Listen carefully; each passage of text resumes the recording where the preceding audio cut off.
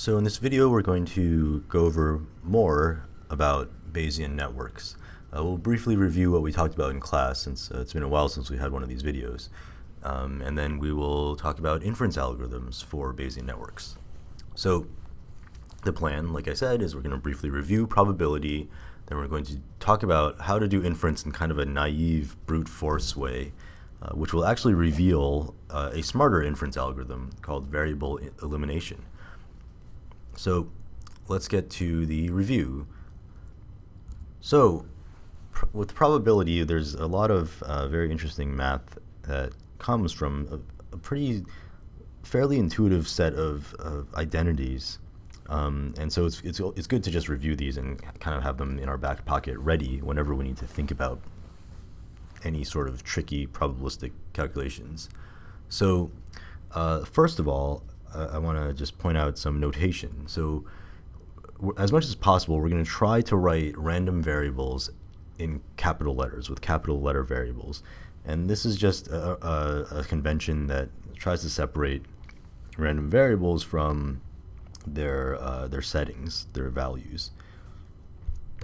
So in this tiny example, the letter capital A could represent a random variable that could be something like the weather today. And then the lowercase a could be something like rainy or sunny or windy, such that lowercase a represents one of the many possibilities for capital A. And oftentimes we're just going to write lowercase a as shorthand with the understanding that it's one of the settings for the random variable of its capital form. So here's an example. So one of the key identities in probability is the definition of conditional probability, which is what we've written here, which is that the probability of A given B, or in the long form, the probability of capital A equaling little a given B capital B equaling little b, is equal to the probability of both of them, the joint probability of A and B, divided by the probability of B by itself. So to make this more concrete, let's give us some examples. So maybe lowercase a could be the event that the weather is cloudy, and lowercase b could be the event that the season is spring. Okay, so then the question of P of A given B is, what's the probability that it's cloudy given that it's spring? And we compute that, or the definition of conditional probability tells us that this is equal to the probability that it's cloudy and it's spring divided by the probability that it's spring by itself. So if you move some terms around with some basic algebra, you can actually get the next identity that we should all have pretty much memorized, is the product rule, which says that if we care about this joint probability, the probability of both events happening, again, the probability of it being cloudy and it being spring, that's also equal to the probability of A given B times the probability of B by itself. And this is kind of intuitive. It's basically saying that if we're really looking for the probability of A and B together, then what we can do is write or figure out the probability of B by itself, so that's P of B, and then figure out the probability of A given the value of B that we figured out. And you just multiply them together and you get the joint probability. Okay, then this gives you, finally, the famous Bayes rule, which says that we can essentially flip the roles of the variables in our conditional probability. So where we start with a case where we've figured out the probability of A given B, well, we can use Bayes' formula to use that P of A given B to figure out the probability of B given A. And it's a very useful formula, but it really just comes from manipulating the product rule above and just some basic algebra. Okay, so this is a Bayesian network. So what the heck is on the screen? So it basically is a way of representing the structure of the probability distribution. And it's one of these things, just like with logic, this might not represent the real world. Instead, it's a way for us to encode knowledge in a representation that a computer can navigate.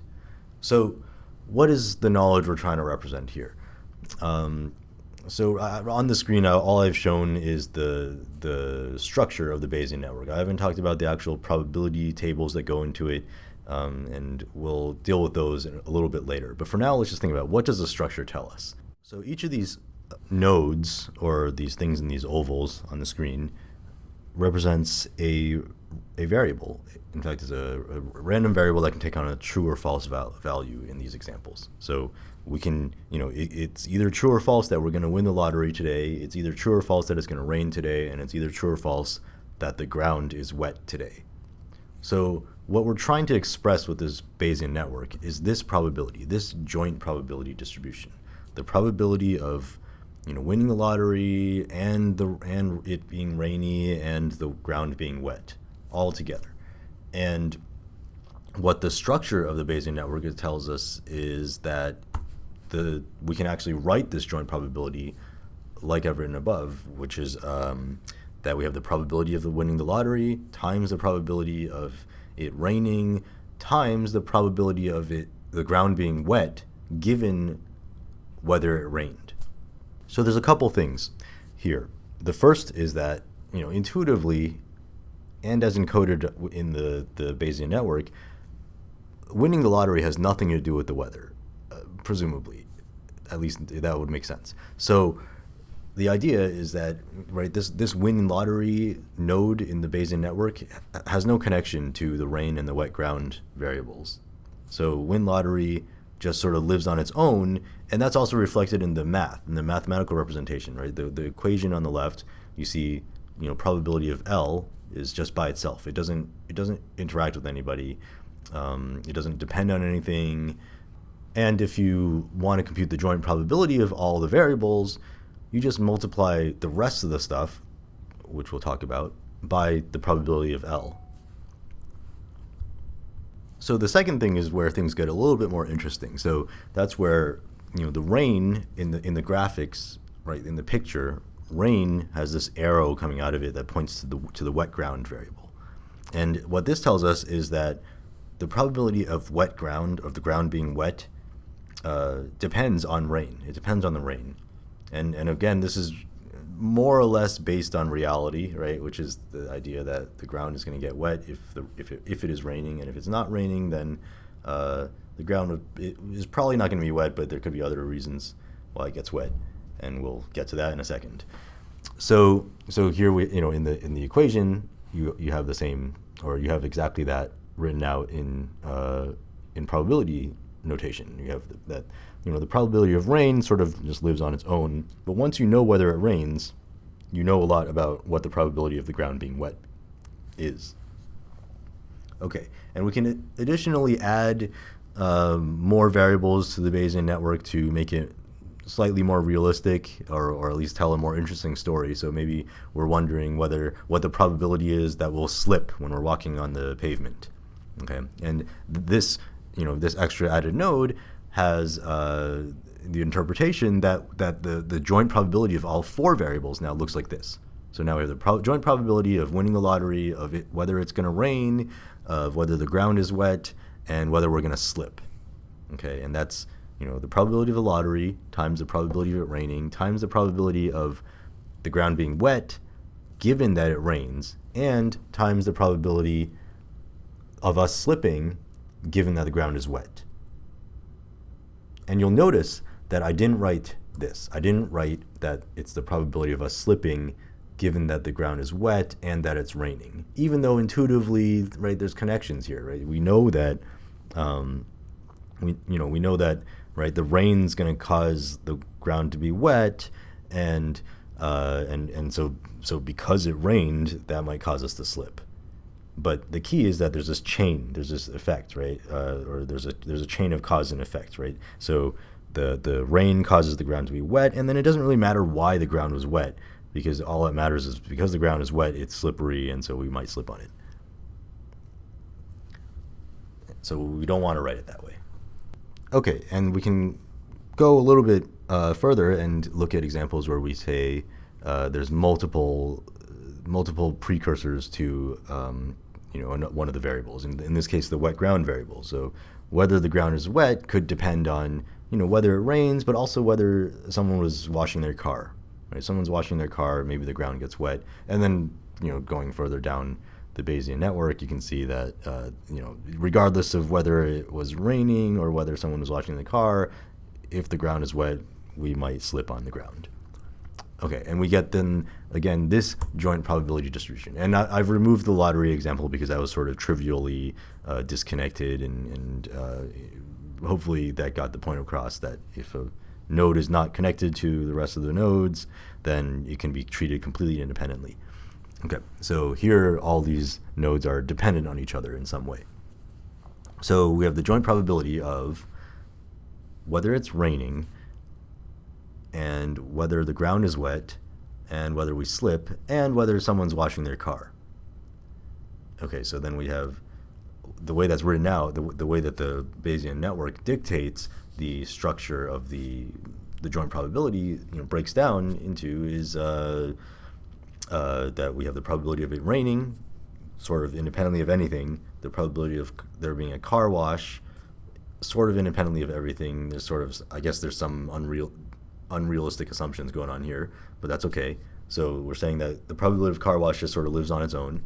But then we have the probability of the ground being wet, given that given whether someone's washing their car or whether it's raining. And so, right, that's the key difference. And the last one's the same as before. It's the probability of slipping given that the ground is wet. So let's think more about this. So what's happening here? The key is that the wet ground variable depends on the state of both of these parent variables. And you can sort of think through logically what the dependency is. It's that if it's raining, or if someone's washing their car, the ground's going to be wet. That's sort of the logic approximation of what is often better modeled as a probability distribution, right? So I guess the correct English way of saying this would be that if either it's raining or someone is washing their car, then there's a high probability the ground will be wet. And similarly, if it's not raining, or if no one's washing their car, right? If both those variables are false, then there's a low probability of the ground being wet. Right? There could be another reason the ground could get wet. We already saw one example where we added a new variable to account for another reason the ground might get wet. But so far we've only added two, and there's many. In reality, there's many possibilities. So the general rule that comes out of this example is that the probability, the part that we put into the joint probability that represents a node in the Bayesian network, is always going to be the probability of that variable at that node x in this case, on the top right, given its parents, given the parents of x in the Bayesian network, in the directed graph representation. So it's right, the parents of the wet ground variable are rain and car wash, and that's why that's written that way as P of W given C and R. So with this definition, let's talk about inference. So given a Bayesian network, like we've seen so far, it's a nice way to represent a compact probability distribution. And with this compact representation, we would hope that we should be able to do inference efficiently. And the punchline that you're going to see after we go through this is that we can't do it exactly efficiently. We can do it efficiently for certain Bayesian network structures. But in general, if inference remains a really expensive procedure in the worst case. But that's okay. We can deal with the better than worst case scenarios if we are designing these networks ourselves. Okay, so the first approach we're going to look at to doing inference is just the brute force approach. It's going to be, it's called enumeration, and it's really not something we would want to do in practice, but it's something that we can use to get an intuition about how to do it more intelligently. So consider that probability distribution we saw before, right? So it was the probability of it raining and the ground being wet and us slipping and someone washing their car. And it broke down into the prior probabilities of rain and the car wash, and the conditional probabilities of the ground being wet given the car wash and the rain, and the conditional probability of slipping given that the ground is wet. So let's imagine that we want to do inference where we're trying to predict the probability of it raining given that we slipped, right? So, or I guess that's kind of an unrealistic situation. Let's say we look out our window and we see somebody slip, and we don't know if it's raining, we don't know if someone's washing their car, we just saw somebody slip, and we want to figure out, is it raining? So what we would do to compute that is use the definition of conditional probability and the definition of or marginalization of summing out of extra variables from a joint distribution, and we would think about the joint distribution, or we would sum out the variables that we don't care about, which is the wet ground and the car wash variables. We would sum over all the possible settings of those, which in this example would probably be a binary thing where we have a true and a false setting. And for each of them, we would divide out the probability of slipping, of somebody slipping. So all we've done here is just write the definition of conditional probability, take advantage of the definition of joint probability. And one thing that can save us some computation time is that we don't actually have to really think about the probability of slipping, the denominator. We can sort of just leave that out and just sum out the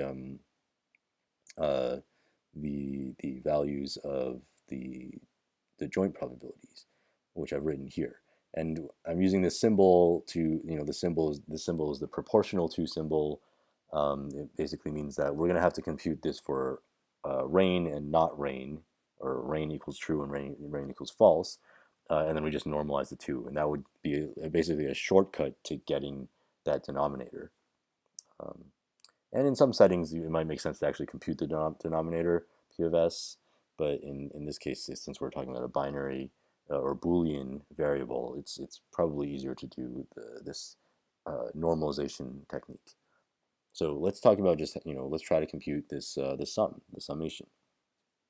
So, looking at this, the first thing you should notice is that there's some terms that we can move outside of the sum. So rather than, spending all our time computing, for all the values of C and for all the values of W, P of R, for example, we can just pull that out, and we can actually do a few things. So here's what we can do: we can move terms outside of the summations that aren't part of the summations, and we end up with something that looks like this, where we have, we multiply the prior probability of R times the sum of, the conditional probability of S given W for the S that we're taking as input on the left. And then we sum over C for all the terms that involve C. And, this is good. It's good that we did this. It's good that we saved some computation essentially by moving these things outside of the summations, right? Because we would have had to, look up all the table of entries for all of these terms had we not done that.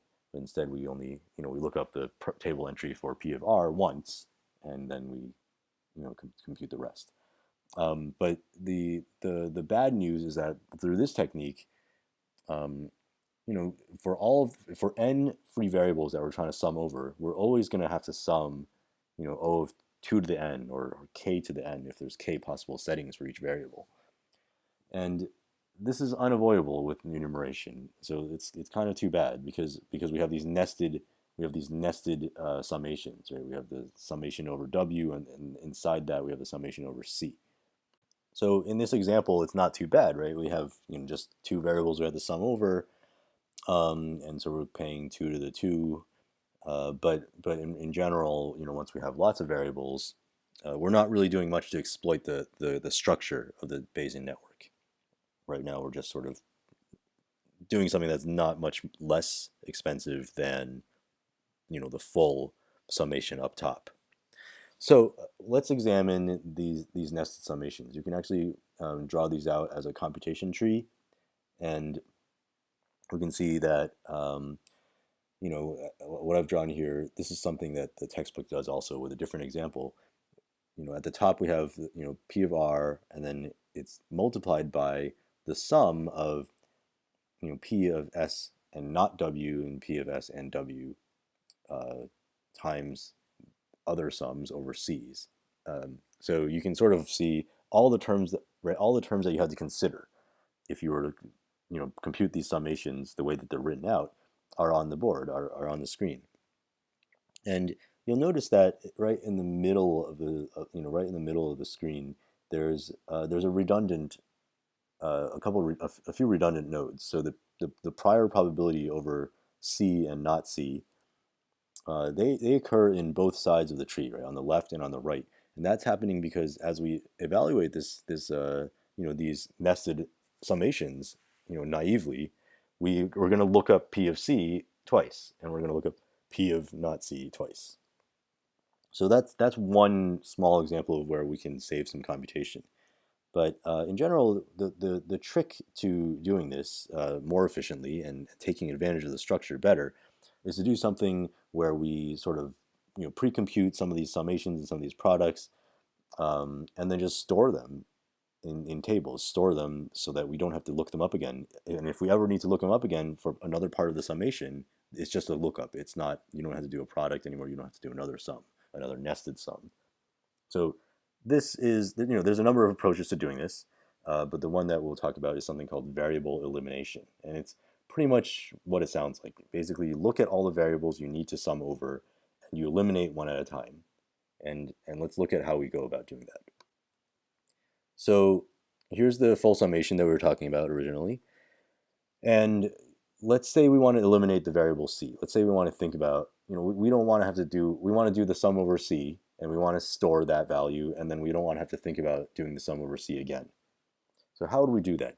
Well, what we do is we would think about what are the terms in this factorized Bayesian network representation. What are the terms that depend on C? And the answer is fairly obvious. It's these two terms. It's the prior over C and this conditional probability that depends on C, right? It's a conditional probability over W that also given C, but also given R. So these terms, right? They depend on C, but they also depend on other variables. And in this case, they depend on W and R, but we can kind of ignore R. Because R is fixed. R is something we, in this case, in this inference where we're trying to find the specific probability of, lowercase r, we can just say R is fixed. So what we're going to do is we're going to say, okay, let's do the summation over C for these terms, only the terms that depend on C. Let's do the summation, and what we're going to end up with is a new function, a new factor that no longer depends on C, but it will still depend on everything else these terms depend on. So that looks like this. Right? This is a factor, and this is a function that it's subscripted with capital C to indicate that it was generated by eliminating the variable C, but it's a function of W. It doesn't depend on R anymore. And I could have written this as a function of W and R, and since R, again, is a fixed value, then it would be fine. But it's just, I don't know, for laziness, I wrote just a function of W. So here, now what we can do is we can plug in, f sub C of W for the terms I have highlighted in blue, and we get this. This is the updated summation with C eliminated, where we eliminated C, right? So there's no longer a summation over C. So now what we have is a summation over W still. So we still have to continue doing this, and it's pretty straightforward at this point. You basically create a factor. I guess when you only have one summation, you don't have to create a factor at all. You just do the summation, and you're done. So this was a very simple example. So let's do another example of these. So we'll start with a probability distribution that is of this form. And before moving forward, let's just look at the this equation I wrote and think about what is the Bayesian network structure of this. So it's the probability of W times the probability of X given W times the probability of Y given X times the probability of Z given Y. And this is a very common structure we'll see in a lot of applications. But okay, I'll show you in a second. But let's just look at the equations first. So let's say we want to infer the probability distribution over Y. So we want to infer the prior probability over Y, or what's called the marginal probability over Y. ignoring all the other variables, treating the other variables as if we don't know what they are. So what does this look like? Can you imagine it? Given what we have on top, the definition of the joint probability, what is the expression for the probability of y? Okay, so the answer is that you're going to sum out all the irrelevant variables. You're going to sum out the w, you're going to sum out the x, and you're going to sum out the z. And that looks like this. Right, so now we've replaced the these random variables, these big random variables, with a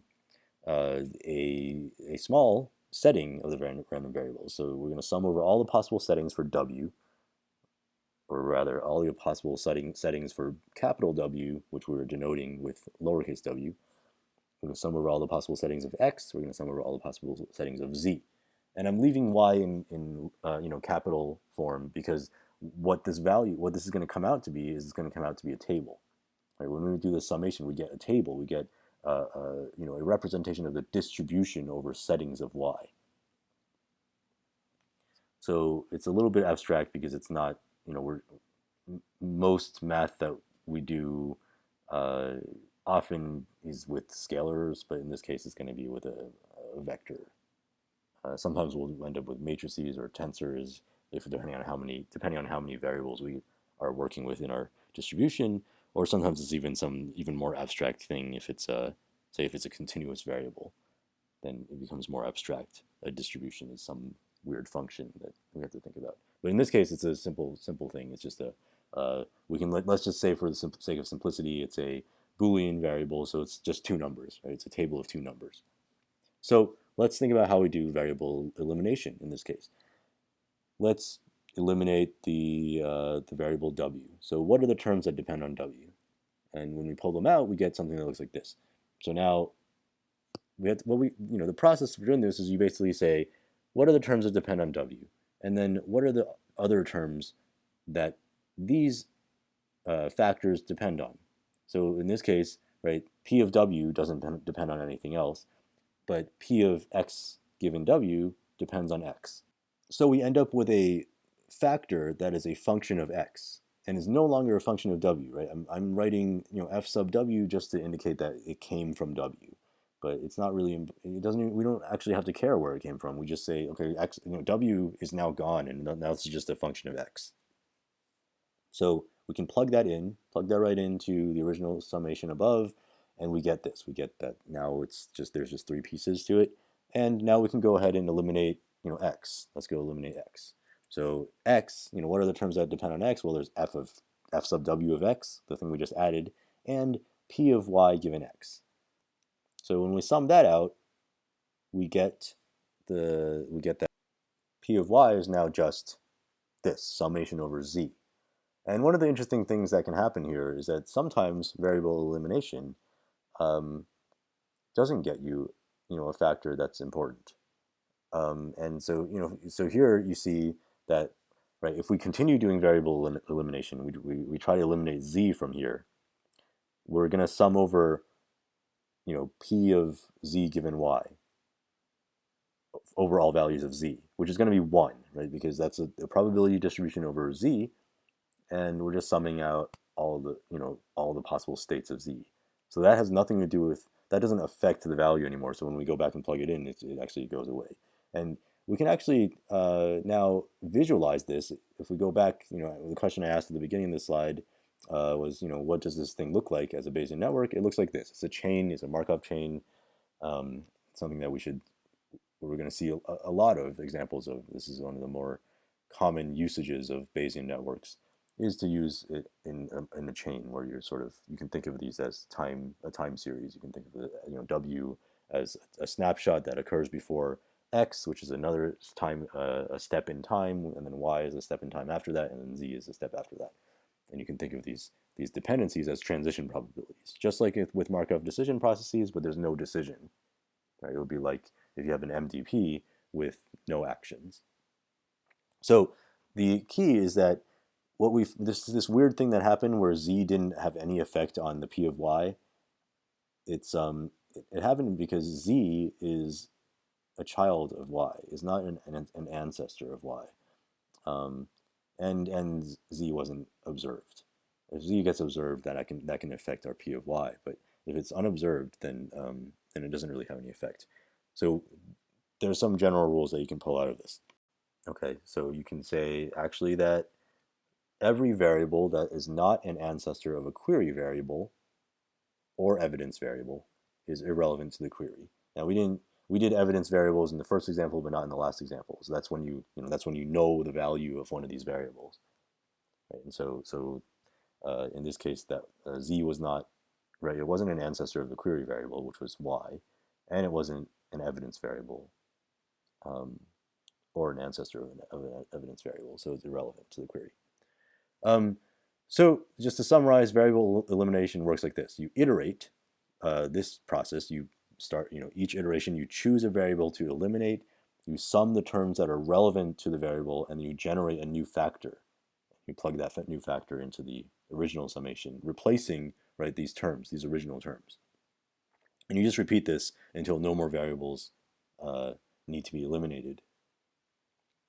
So this is good. And we showed some examples. We just ran through two examples that were nice, where variable elimination was nice and fast, and was pretty clearly faster than the brute force method, although only a little bit, because in both cases the examples were small enough that the brute force, the enumeration method didn't look that bad. But you can sort of imagine in bigger Bayes nets that enumeration can become impractical pretty quickly. Okay. Now, the bad news is that exact inference is still sharp p hard. It's still something that we can't do in polynomial time unless p equals np. And that's because you can always build these worst case Bayesian networks. But in general, or rather in a specific case of Bayesian networks, which is what we're going to focus on mostly in this class, and what we often stick to, is that in tree structured Bayesian networks, it's linear time. So if you have a tree structured Bayesian network, as long as you do your variable ordering in the right way, you get a linear time algorithm for inference. So another important property in Bayes nets is to understand how to identify independence, in the sense that you should be able to look at a Bayes net and figure out which variables are independent of other variables, given what we observe. And when anything is connected, when any nodes are connected in a Bayes net, there is some possibility of a dependency. But the key is that there's the magic of Bayes nets. The reason that they exist is conditional independence, right? So how things become independent if you observe certain variables along the way. Okay, and so the two rules of thumb that you should be pretty comfortable with, once you go through a few times, is that the first one is that each variable is conditionally independent of its non-descendants given its parents. Okay, so to visualize this, look, here's a simple Bayes net. Looks like there's, A and B are have prior probabilities, and then C and D depend on A and B, and then E depends on both C and D together. So if we observe A, and we're interested in we're interested in thinking about what's independent of C, given that we observe the value of A. The answer is, from this rule is that, right, it's all of its non-descendants are independent. B and D are independent of C. So that's kind of actually not that interesting example. But another example of this is if you look at, if you consider E, and let's say you observe the parents of E. You observe C and D. And what happens is when you observe C and D, A and B become independent of E. And this is a representation of Bayes nets, right? Right now A and B aren't that complicated, but you can imagine that A and B could be connected to a really, really complex other part of a Bayes net. And the idea is that if you observe C and D, then you don't have to consider any of that. So extending this concept, the further generalization of this idea is that each variable is conditionally independent of any other variable given what's called its Markov blanket. Okay, and so the Markov blanket in BayesNet corresponds to the parents, the children, and the children's parents. So, for example, again, if we consider C, and let's say we observe its C's Markov blanket, which would include its parent A, its child E, and its child's parent D. So once we observe A, E, and D, it becomes conditionally independent of B, and furthermore, we'll kind of already had that, but furthermore, anything else that's attached to B or that might attach anywhere else is independent of it. Okay, so these become useful. They actually probably will help you with the written homework, but not so much with the programming homework.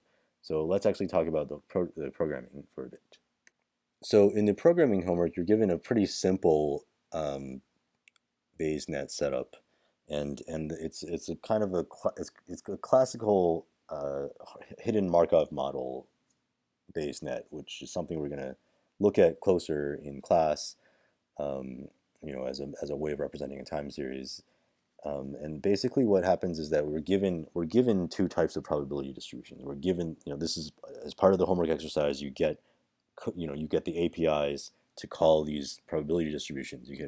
So you have the probability of a ghost location given the previous ghost location, and you have the probability of a noisy distance measurement given a ghost location. So what happens is, you're Pacman and you're hunting ghosts, and you can at every turn you get to get an estimate of, or a noisy estimate of, how distant each ghost is, and we're going to use this BayesNet to try to figure out the probability distribution of where that ghost could be. So the goal is to take this information, the probability of the ghost location given a previous ghost location, and the probability of the noisy distance measurement given a ghost location, and infer the ghost location and the given the noisy distance measurement that you're seeing.